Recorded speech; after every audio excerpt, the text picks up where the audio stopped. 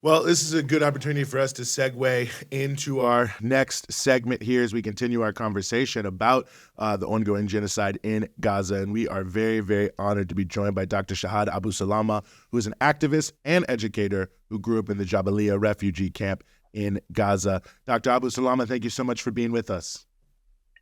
Thank you so much for having me. And I wish I joined you in better circumstances. As do we, and we really appreciate you being willing to give us some of your time. And here we are. We're just over 100 days into this genocide. You were someone who is from Gaza, so my first question away is I almost don't want to ask how it feels. It feels like such a cheap question, but how are you? Where are you seeing the conflict at this moment? Just over 100 days in. It is crystal clear. It's not a war, it is a genocide and a campaign of ethnic cleansing that Israel hasn't yet finished in 1948, 1956, 1967, 1987, the first Intifada, 2000, the second Intifada, and then frequent bombardments or acts of what Israel calls mowing the lawn since 2006, all of which I've lived with my people in Gaza. I was born and raised in Jabaliya refugee camp that is now a death field, a killing field, in a death zone that has witnessed countless massacres so far, that include my family, members of my extended family. I've lost so far over 40 members of my extended family, and we lost touch with so many. We just hope, we pray that they are somewhere safe, surviving. It's if you ask any Palestinian, but especially any Palestinian from Gaza, they would tell you they've never lived through more difficult times than this. We're seeing our Gaza, yes, it's an open air prison, but we made home from nothing there, and it is that we are internally displaced. We're part of the majority of Gaza population that are internally displaced, and I'm talking about before the genocide, all this started, and now the majority of the population, 2.3 million, of them, over 80% of people are displaced, and those include my family, who have had to flee 2 or 3 days after the genocide started from the north, which had become almost uninhabitable under severe bombing. It was the most severe at the time, that Al-Saftawi Street had become very dangerous, so they had to flee to Nusayrat refugee camp, where they spent a couple of months and then displaced again, and now they're in Rafah in a tent. In Rafah, they are in Rafah, southern Gaza, in a tent. My father, who's 72 years old, is in a tent.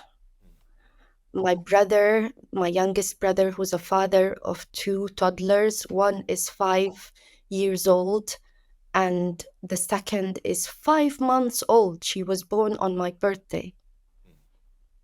She was born on my birthday,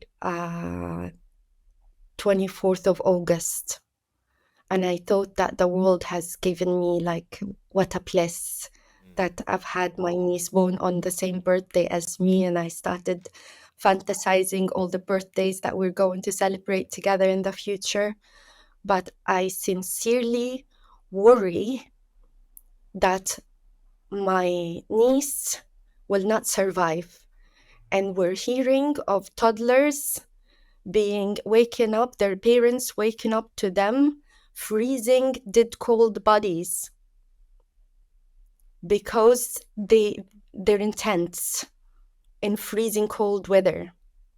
You have to remember Gaza,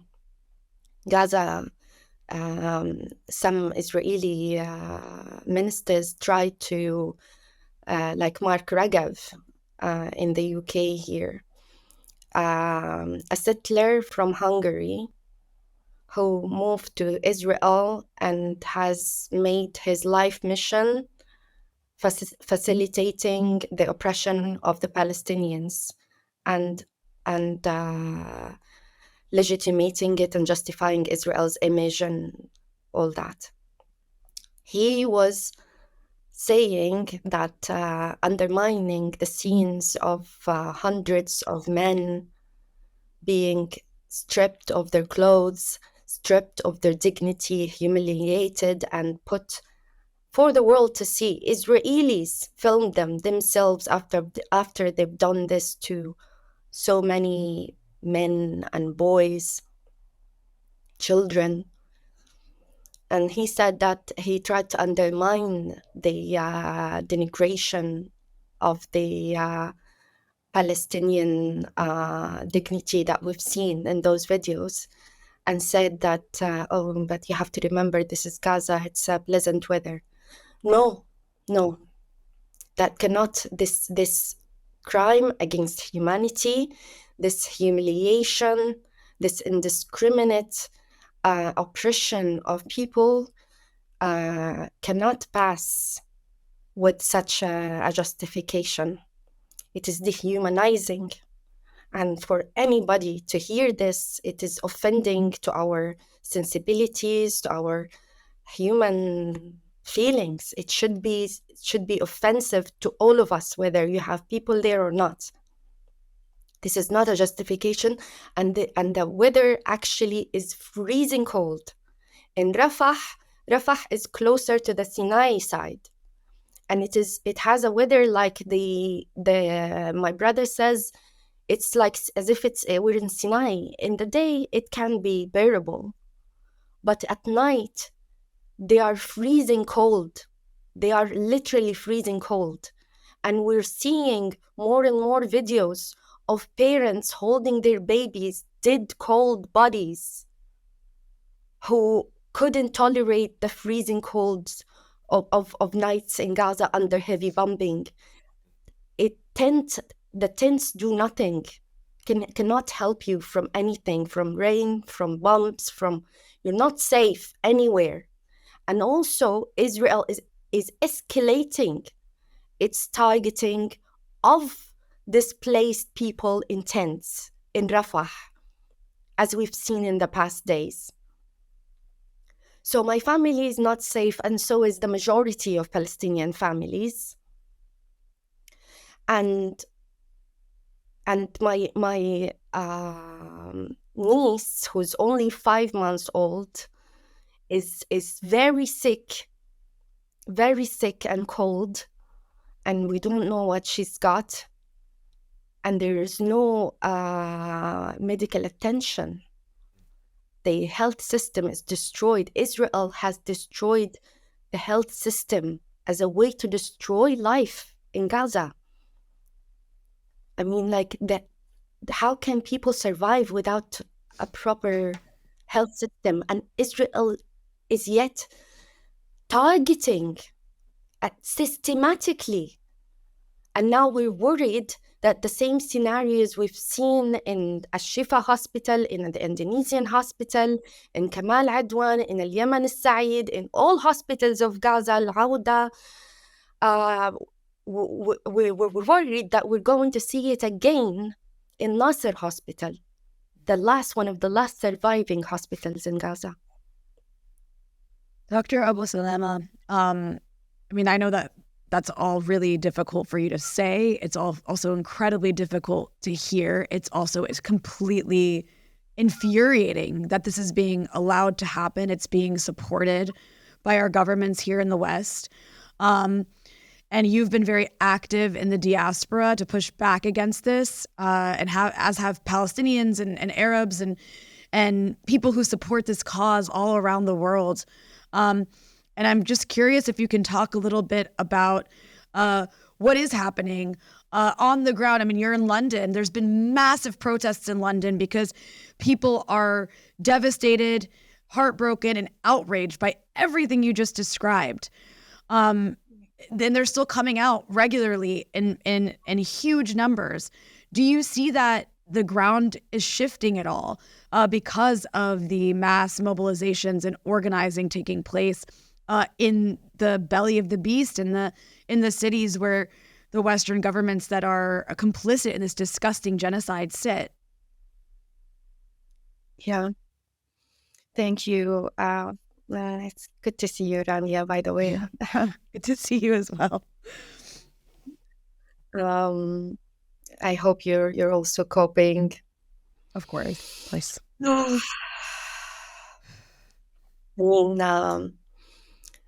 It is. I don't know if I'm blessed, to be honest, to be in this country. I just run as far as possible from it. That's how I feel it. I hear you. Yeah. I mean, it's incredible, but in the US, it's a similar scenario going on with the status quo, the government, despite millions in the street voicing the opposition to genocide and their persistent demand for ceasefire. The government is in denial of the realities suffered by the Palestinians, and they're still rejecting a ceasefire. I just don't understand how can you do that? How can you reject a ceasefire? A call for ceasefire, a call for protection of life, for a preventative measure of killing. How could you oppose like a value like this, a demand like this? I don't understand this. I think that this is genocidal, what they're doing. And it has passed the level of complicity. They're partners, and they're even waging wars on behalf of Israel in the Red Sea against Yemen, against poor Yemen that has been vandalized and oppressed for over a decade, with US and UK backing, and they are still, despite all the poverty and the famine we've heard about and everything they've struggled through in the past years, they have so much humanity to teach the world. They have so much to teach the world, really, about principles and what it means to stand in solidarity, and what it means to love for your brother, what to love for yourself. I'm just in awe for them, and yet those who are standing against genocide, who would say, they say it all the time, we should stop today if Israel stops the killing machine. Exactly. And yet the other side, the genocidal side, thinks that it is Yemen that is escalating the conflict, not them, who are doing everything to avoid genocide. In terms of that change here, there has never been such an obvious gap between the people and the leadership. And I'm not sure if it's the same in the US, but I do see the mobilizations, and I do see all the attacks against the arms factories and the multi-faith, multiracial protests that go every week. But also here, we've got amazing people's mobilization, and they want us to believe, they think that we can have such a short memory that they have, that brings history back to 7th of October. But we remember when we were in the streets in 2021, in 2014, and before. You were on the streets on our behalf when we were being killed and terrorized in Gaza. And we can't forget this. We can't accept their dehumanizing narrative that is built on denial, that is built on protecting a regime of apartheid that has been condemned by apartheid, not just by international organizations, human rights organizations, but even Israeli organizations have, like B'Tselem, have acknowledged the gruesome reality of the Israeli regime. And this is before any of this started. And you could even argue that the siege in itself, the fact that Israel was posting about putting the people on diet through the siege, and just mowing the lawn with its frequent bombardments of Gaza. All those statements that we've heard, and during the Great March of Return, when we saw people going in their tens of thousands, families, young people, elderlies, all going peacefully, just to call for the right of return. And the prime ministers of Israel and all of the political status quo, they were repeating the same thing, that basically there are no civilians in Gaza. There are no civilians in Gaza in their eyes. I mean, like, somebody that if these statements existed before this, then genocide, in the intention to genocide, and really the red flag should have been triggered long before we got to this stage. But here we are in this stage, facing the most brutal high-tech genocide and ethnic cleansing in modern history, on live TV, broadcasted to whole world on live TV, and with immunity. It's despicable, and we all have to take responsibility for this. Well, we really appreciate you being willing to join us and help sort through all of this. Dr. Shahd Abusalama, thank you so much for joining us here on the Freedom Side. Thank you for having me, and keep up the great work.